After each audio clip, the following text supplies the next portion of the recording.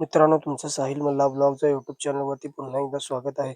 मित्रांनो, काल एका बाईटमध्ये शंभू 12-13चे मालक आकाश शेठ राऊत 4 लाख वायदीबद्दल काय म्हणाले ते बघूयात. बकासूरच्या बाबतीत आपण बोललेलोच नाहीये. बघ, मी बोललोय दुसऱ्या नंदीचा विषय आहे आणि कुणी वैयक्तिक ओढून घ्यायला नाही पाहिजे अंगावर. आणि जर कुणी मागितली असेल तर त्याला शेवटी लागणारच अंगाला. आणि मी जर पर्सनली त्या माणसांशी बोललेलो आहे आणि ती माणसं पण सुद्धा उत्तर देत नाही, तर बकासूरवाल्यांशी माझे चांगले संबंध आहेत. वैभव असेल, तुम्हाला नेहमी भेटतो अड्ड्यात, हां, नेहमी हात देतो. मोहिलचा इतका माझा परिचय नाही, पण त्यांनी वैयक्तिक बिचाऱ्यांनी अंगावर नाही घेतलं पाहिजे. माझं एक सांगणं आहे, मी तुम्हाला वैयक्तिक तुमचं नाव घेऊन बोललेलोच नाही. वैयक्तिक नाव जेव्हा माणूस घेऊन बोलतो तेव्हा 100% माणसाने उत्तर द्यायला पाहिजे, पण वैयक्तिक नाव घेतलेलं नाही. ठीक आहे, माझ्याकडून ज्यांनी मागितले असेल तो वेळ संपला. आम्ही बघ तिथे थांबलो नाहीये. आज आम्ही पुढे गेलो आणि ज्यांनी वायदी मागितली तिथेच थांबले.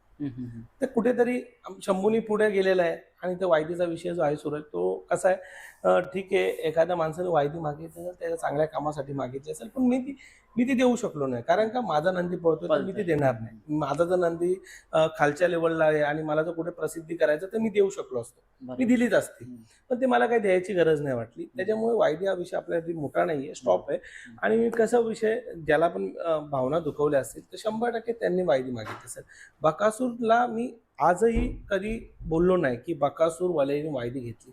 बकासूर हा बैल सर्वांसाठी देव आहे. मी सुद्धा त्या नंदीला खूप मानतो.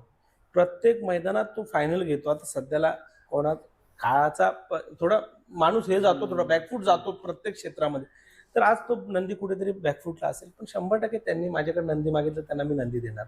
बकासूर खूप भारतभर प्रसिद्ध बैल आहे. घराघरामध्ये बकासूर गेलेला आहे आणि त्या नंदीसाठी माझ्याकडे कधी पण ऑलवेज वेलकम असणार. मी कधी पण त्याला नंदी देणार.